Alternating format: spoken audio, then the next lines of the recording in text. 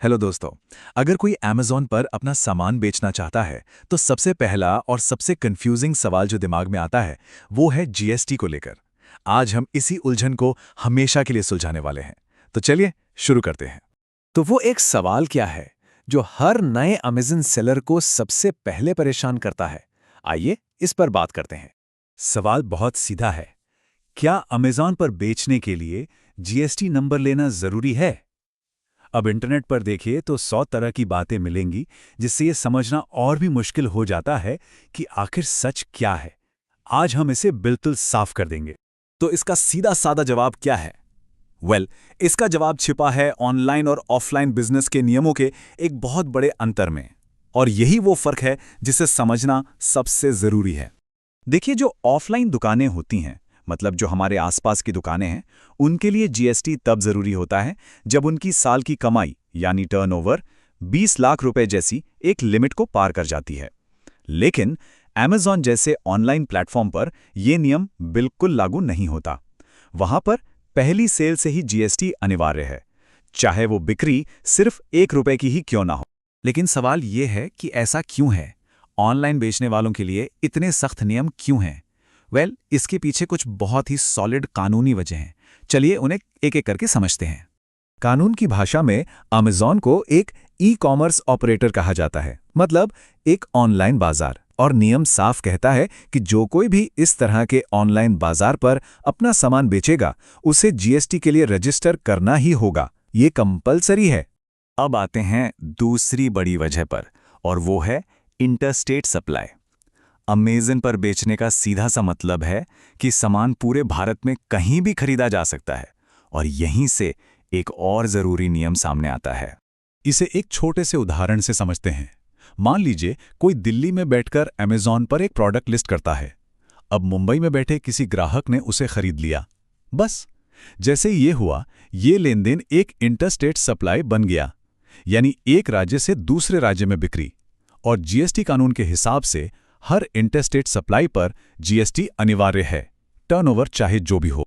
और अगर कोई Amazon की FBA यानी fulfilled by Amazon service use करता है, जिसमें उनका सामान देश के अलग अलग राज्यों में Amazon के गोदामों में रखा जाता है, तब तो जीएसटी और भी ज़्यादा ज़रूरी हो जाता है, क्योंकि तब उन्हें उन सभी राज्यों के नियमों का पालन करना पड़ता है।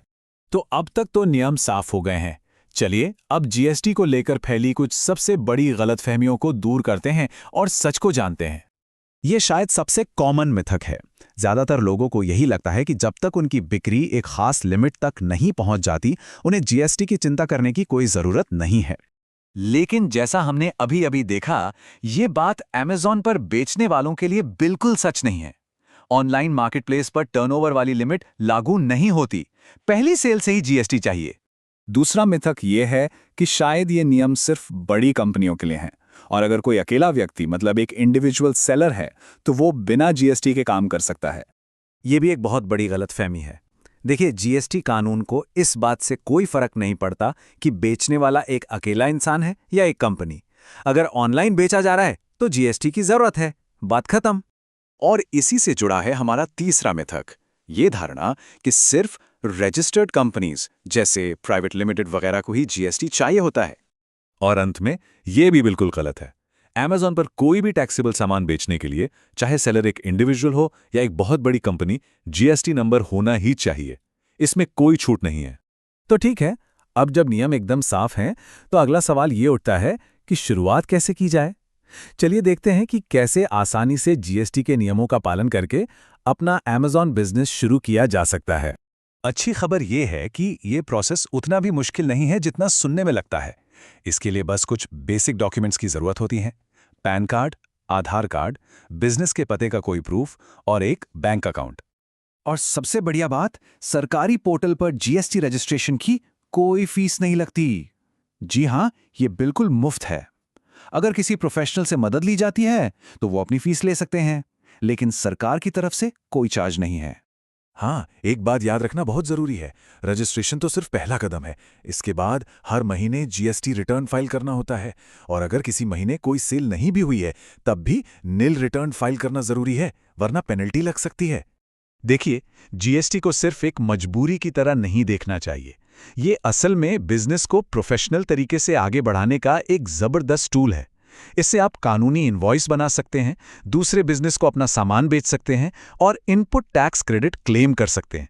मतलब ये आपके बिजनेस को बड़ा और ज्यादा प्रॉफिटेबल बनाता तो आखिर में सवाल यही बचता है, क्या जीएसटी एक रुकावट है या फिर ये एक कामयाब अमेज़न बिजनेस की नींव है?